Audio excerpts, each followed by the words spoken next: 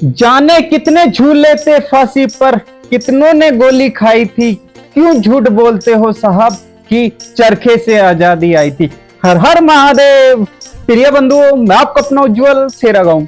चलिए आज मिलते हैं एक ऐसे क्रांतिकारी के जीवन से। मैं आपको रूबरू परिचय कराऊंगा कि जिन्होंने आजादी के बाद भी अपना जीवन किस तरीके से यापन किया। हमारे यहाँ जैसे कहा जाता है कि बिना खड़क बिन ढाल गांधी तूने कर दिया कमाल। क्या मतलब है? मतलब ये है कि बिना किसी हिंसा के, बिना किसी खून बहाए गांधी जी आपने अपने अहिंसात्मक आंदोलन से हमको आजादी दिलाकर हम पर बहुत बड़ा उपकार किया।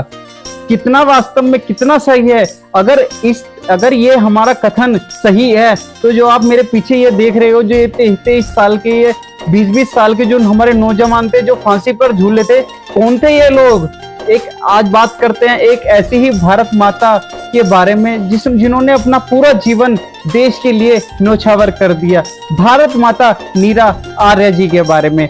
भारत माता मीरा आर्य जी एक ऐसी क्रांतिकारी थी कि जिन्होंने अपना पूरा जीवन देश के लिए समर्पित कर दिया। वो बचपन से ही एक देशभक्त, एक जासूस, एक संवेदनशील लेखक और एक स्वाभिमानी महिला थी। बात उन दिनों की है जब उनके पति उस समय ब्रिटिश सरकार में अफसर हुआ करते थे। एक बार उन्होंने अपनी पति की ही हत्या कर दी। हत्या क्यों की? क्योंकि उन्होंने मौका देखकर, जयकांत दास था उनके पति का नाम, उन्होंने मौका देखकर अपने जो उनका पति था जयकांत दास, उन्होंने सुभाष बाबू पर गोलियां दागी। वो गोलियां सुभाष बाबू को न लगकर जो उनका ड्राइवर था उन्हें लगी। इस दौरान यह देखकर मीरा आर्य ने अपने पति के पेट में छुरा घोंप दिया और वहीं उसकी हत्या कर दी गई। अपने पति की हत्या के कारण सुभाष बाबू ने मीरा आर्य जी को नागिन कहा था, नागिन।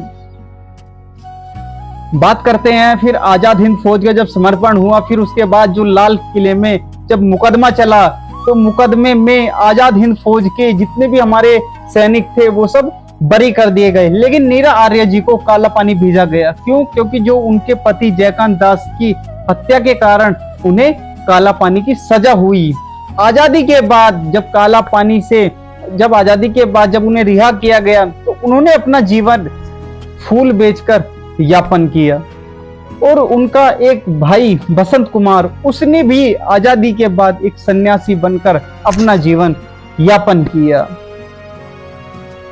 फिर हम कहते हैं कि आजादी हमें ऐसी मिली। ऐसे ही नहीं मिली आजादी, इन क्रांतिकारियों ने हम लोगों को बहुत कुछ दिया, है ना। और जिस तरीके से जो हमारे हिंद मजदूर किसान समिति के जो राष्ट्रीय अध्यक्ष श्री चंद्रमोहन जी हैं, जैसे कि वो बताते हैं, जैसे कि उनका अपना एक आह्वान भी है कि क्रांतिकारियों ने जान दी हमारी आजादी के लिए, अब हम अपनी पूरी जी जान लगा दें सिर्फ और सिर्फ इस जाति रहित एकजुटता के लिए। मिलते हैं अगले शनिवार ऐसे ही किसी न किसी क्रांतिकारी के जीवन परिचय से मैं आपको रूबरू कराऊंगा। मैं आपका अपना, लेकिन आप किसके बारे में सुनना पसंद करोगे या और आपके बारे में किसके मतलब ज्यादा इंटरेस्ट है, कमेंट करिए। मैं आपका अपना उज्जवल सेरागांव। जय हिंद, जय भारत।